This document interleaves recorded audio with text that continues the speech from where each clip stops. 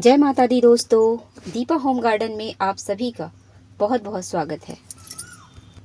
दोस्तों, आज मैं आपसे समर गार्डन के एक बहुत ही सुंदर से फूल सनसेट बेल को शेयर कर रही हूँ। पर उससे पहले ये कोलियस की कुछ अपडेट देख लीजिए। इसकी कटिंग मैंने आपसे शेयर की थी, साथ में ग्रो किया था और अब उनमें फ्लावरिंग शुरू हो गई है। कोलियस को बुशी बनाने के लिए हमें उसके टिप को पिंच करना होता है और फ्लावर को भी कट करना होता है। और देखिए, इसके हर नोड पर बड बन रहे हैं। पर अभी मैं कुछ दिन तक इसके फ्लावर को एंजॉय करूंगी, क्योंकि मेरे यहाँ बहुत सारे प्लांट्स हैं कोलियस के, तो इन फूलों को मैं अभी रहने ही दूंगी। और इसके कुछ प्लांट सीड से भी जर्मिनेट होते हैं दोस्तों, क्योंकि मेरे गार्डन में कुछ प्लांट सीड से भी मैंने तैयार किए हैं। तो ये रंगीन पत्तों वाला कोलियस भी आप अपने गार्डन में ज़रूर ऐड करें। तो चलिए चलते हैं दोस्तों अब अपने वक्त पर। और आज मैं आपसे शेयर कर रही हूँ सनसेट बेल्स। तो देखिए, ये है वो प्लांट और इसे हम ब्लैक फ्लेमिंगो या फिर कॉपर लीफ भी कहते हैं। यह एक 12 मासी पौधा होता है। इसे हम कटिंग से और कंद से आसानी से ग्रो कर सकते हैं। ये बहुत ही बुशी प्लांट बनता है, जैसा कि आप देख रहे हैं। और इसके पत्ते बहुत ही चमकीले होते हैं, जो कॉपर के कलर के होते हैं, और इसीलिए इसका नाम कॉपर लीफ कहा गया है। साथ ही जब इसमें फ्लावरिंग होती है तो नारंगी या पीले कलर के फ्लावर आते हैं, जो घंटी के आकार के होते हैं, और इसीलिए इसका नाम फिर सनसेट बेल्स कहा गया है। और इसके फूल बहुत ही चमकदार होते हैं और लंबे समय तक बने रहते हैं। एक बार फ्लावरिंग होने पर वो बहुत दिनों तक हमारे गार्डन को अपने रंगों से सजाए रखते हैं दोस्तों।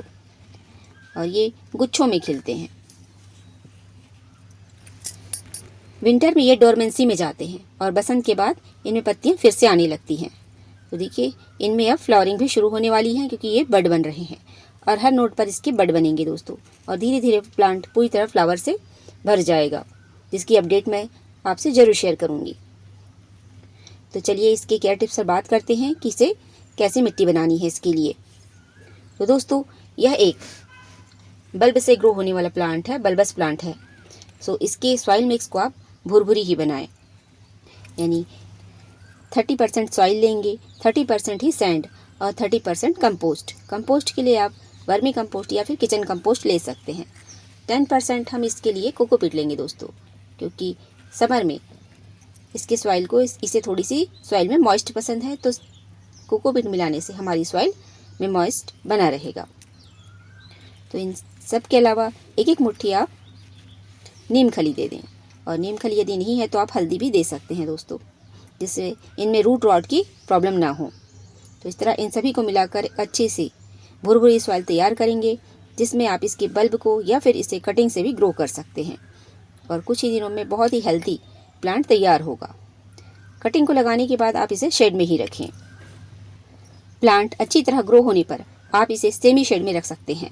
तेज़ धूप में ये प्लांट मुरझा जाता है, इसकी पत्तियां बहुत ही जल्दी डल हो जाती हैं।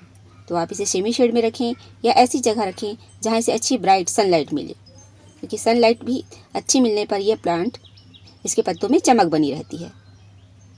तो आप इसे दोपहर की तेज़ धूप से बचा कर रखें, जिससे इस प्लांट की पत्तियों की चमक बनी रहेगी। अगली केयर टिप्स है दोस्तों पानी। इस प्लांट को दोस्तों नियमित रूप से पानी की आवश्यकता होती है, पर बहुत अधिक पानी ना दें। हाँ, सॉइल को मॉइस्ट जरूर रखें। मिट्टी गीली रहनी चाहिए, हल्की नम रहनी चाहिए, जिससे यह प्लांट फ्रेश बना रहेगा। तो गर्मी के दिनों में आप हर रोज़ पानी दे सकते हैं, और सर्दियों पर हम सॉइल को चेक करके पानी देंगे। और देखिए, ये मैंने कुछ कटिंग इसकी ग्रो की थी, जो अब अच्छे से ग्रो हो गई हैं। तो इन्हें आज मैं रिपोर्ट भी करूँगी। और ये प्लांट बल्ब से भी लगाया जा सकता है दोस्तों।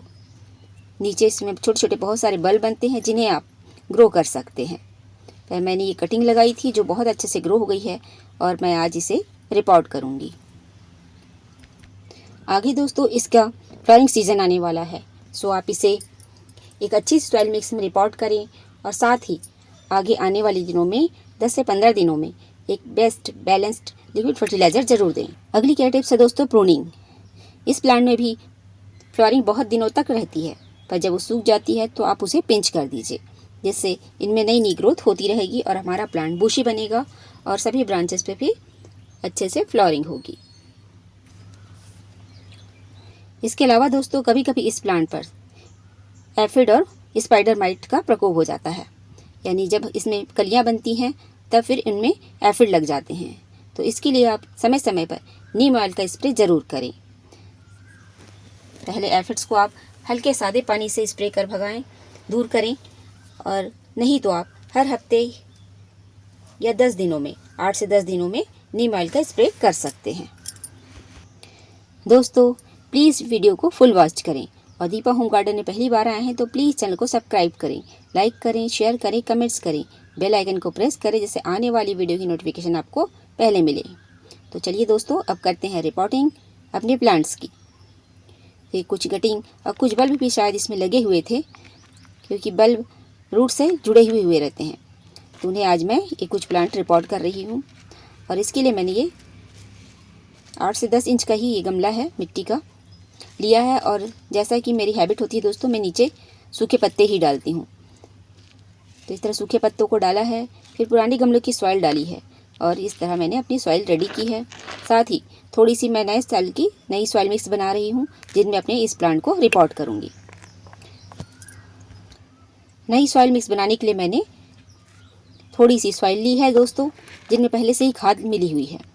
साथ ही थोड़ी मात्रा में वर्मी कंपोस्ट लिया है और सॉइल को भुरभुरा बनाने के लिए मैंने थोड़ी सी राइस हस्क ली है, जो मेरे यहाँ भी उपलब्ध थी।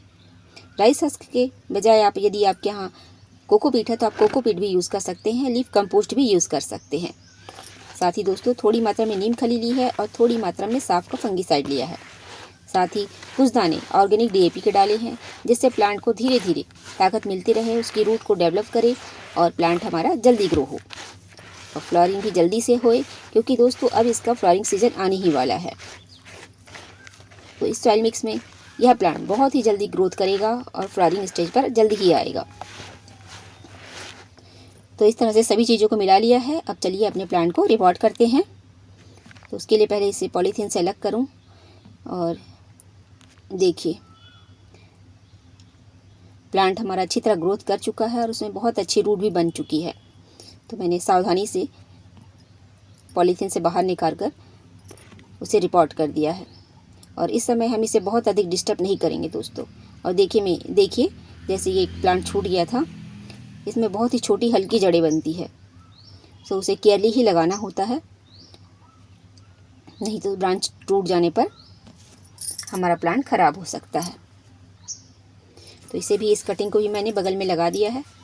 अब हम इसे पानी दे देंगे और पानी देकर मैं 2-3 दिनों तक तो इसे शेड में ही रखूँगी, क्योंकि धूप बहुत तेज़ है दोस्तों। अभी कोई भी प्लांट यदि हम रिपोर्ट कर रहे हैं तो हम उसे केयरली ही करेंगे और रिपोर्टिंग हमें शाम के समय ही करनी चाहिए।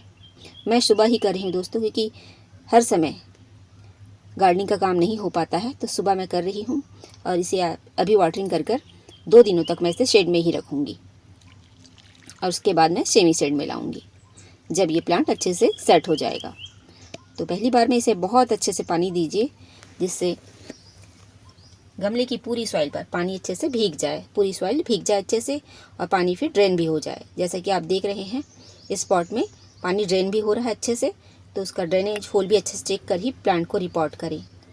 तो दोस्तों ये थी कुछ आसान सी ज़रूरी केयर टिप्स जो हमें सनसेट बेल्स फ्लावर को ग्रो करने के लिए जाननी चाहिए। आगे मैं आपसे इसकी ब्लूमिंग और इस प्लांट की रिपोर्टिंग जो मैंने आज की है उसकी भी अपडेट आपसे शेयर करूँगी। तो दोस्तों फिर मिलेंगे किसी नए विषय के साथ, किसी नए फ्लावर के साथ, किसी नए प्लांट के साथ। तब तक हैप्पी गार्डनिंग। और वीडियो को अंत तक देखने के लिए आप सभी का बहुत बहुत धन्यवाद दोस्तों।